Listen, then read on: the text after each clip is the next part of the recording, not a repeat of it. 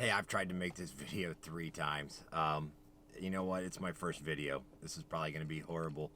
Hopefully I can keep a good story going, at least keep you interested enough, but it could be awfully disjointed too. But, you know, we got to get this first video out here. Hopefully each one will get a little bit better.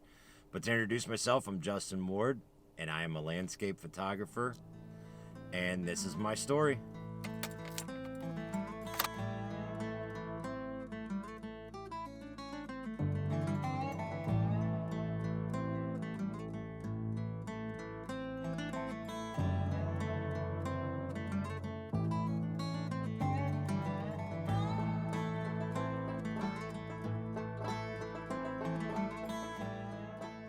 Can you still be a landscape photographer in 2020 and make money? That's what I'm hoping to find out. That's what I want to take you along on this ride with, and see if it can be done. I'll show you what works well, what doesn't, changes that I make. I'll also show you some of my work. So let's head on to the next location.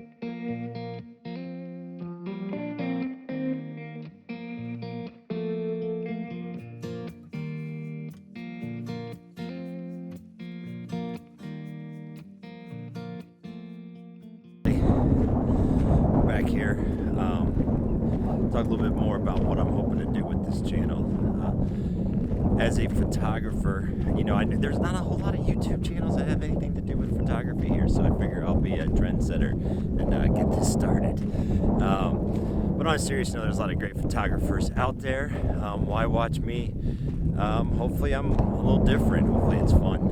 Hopefully, you know, one of my goals is to kind of dig into what the business side of it is. I moved across the country from Ohio. I'm now in Eastern Washington, and the goal is to get a photography business up and running.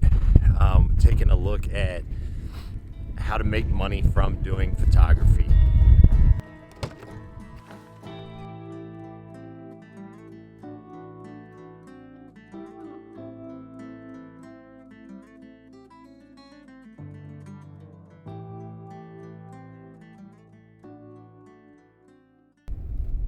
What are some of the other reasons to do YouTube? I think it's also a great way for my kids to, when they get older, they'll have a record of kind of how I saw the world, what I want to do, and what I thought was pretty, kind of my story. And it becomes more of a video diary just as much as it is a business plan, a how-to tutorials. Heck, maybe they'll look at it and be like, oh, Daddy was stupid, or I can't believe that's the software they used back then. It's kind of funny to think, you know, I'm sure a lot of the older time photographers, you know, how dark rooms and how that became electronically done through Photoshop, Lightroom, other photo editing software. Who knows what'll be done by our kids or people moving forward. So I think video is a good way to capture what is going on and how I lived, how I kind of went about it. So, you know, there's a lot of benefits to doing this. I hope other people enjoy my story, can learn something from me. I know there's a lot of YouTubers out there that have helped me.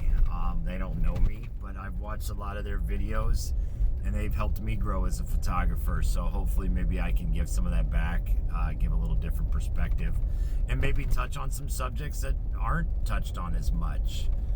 One of the things that my channel is probably going to focus on at this point in time is you don't have to go to grand locations to become a landscape photographer to make money. I want to prove that you don't have to fly to Iceland, have all these great locations in order to make any money.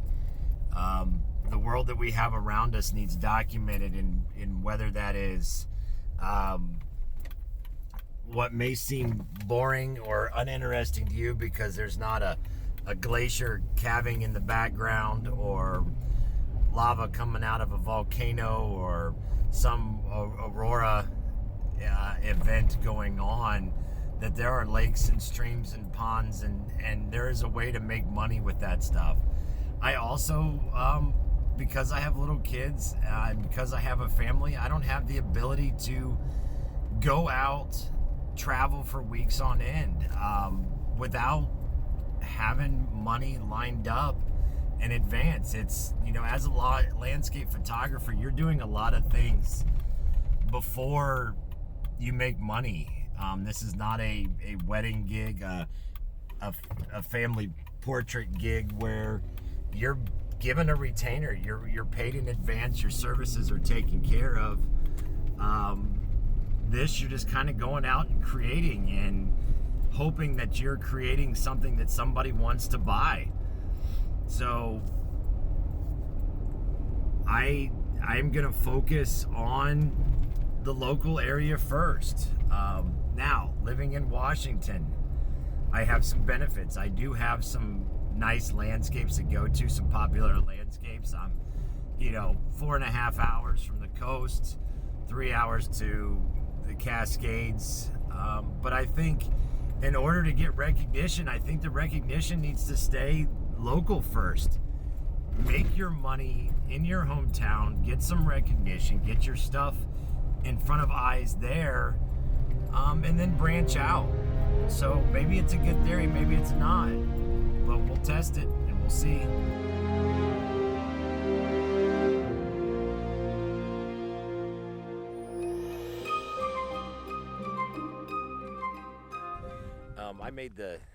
When I moved from Ohio, some potential ideas that I've got. Hopefully this will focus on me a little better this time. I tried this to take a couple different times and it seems to be attracted to the vehicle. One of the questions I get asked, kind of like why I do landscape and why I'm switching to landscape from doing weddings and portraits and stuff, is landscaping speaks to me more. I like the pace of it.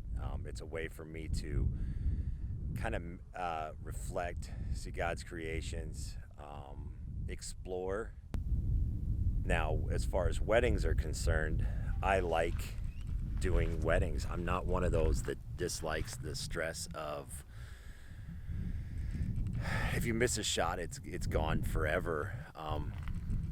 I enjoy that. So I will probably do some weddings. Having that kind of client work, I think, is going to be a good bridge into landscape. As far as you get paid in advance to do weddings, it's a good chunk of money.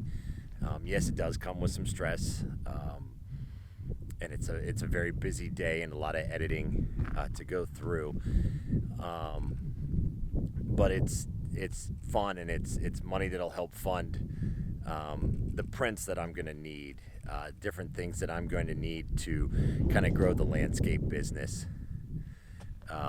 When you go talk to galleries or wineries or places that have work up, you've got to show them prints, and those prints aren't cheap. You're spending a couple $100 here or there, getting some large prints. If you're framing them, just depending on how you're displaying them, it can be kind of expensive. So weddings would be a good way to kind of supplement that. And then plus, I think if you're only doing one type of photography, even though you're getting paid to do weddings and you're a landscape photographer, you're kind of changing it up, and there's some things that you can take from it that can help your skills. I think, on the fly, looking at light, different stuff, kind of be refreshing. So we'll see how that works. But at this point in time, while I am focusing on growing a landscape photography business, I will still do some client work.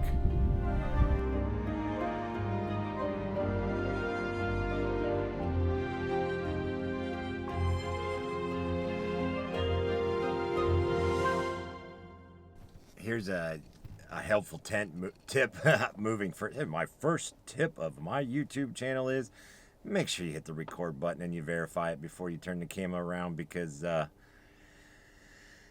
with this lovely setup I don't have a flip around camera to see anything. So you sit here and talk for 5 minutes, and and it was absolutely groundbreaking, never heard before, inspirational goodness that you all missed because I don't know how to work my camera and stuff. So if you're going to grow a business, especially a landscape photography business, which is I'm sure difficult, definitely not going to be lucrative. And I think, if you're looking at it as trying YouTube to make money off of YouTube, off of views and AdSense and different monetization that YouTube does, I'm not sure that that's there. I think this is more of a platform that allows me to get my story out, how I work, and people to see that. And that's not on YouTube right now. So, for my personal business, I think doing YouTube videos outside of all the document, the video diary type stuff, and be able to look back at references for me. But as far as strictly going business wise and growing a business, I think this is the best way to put yourself out there, so people can decide if you were the one they want to get behind, if you were the one that they want to spend their money on, if you were the one that they want to trust with their education, if you're going to teach them how to use their camera, how to create landscape photos, potentially how to create their own business and have it grow. So as far as the question is why YouTube and why now, I think why not, and I think it's still going to be a great useful tool moving forward.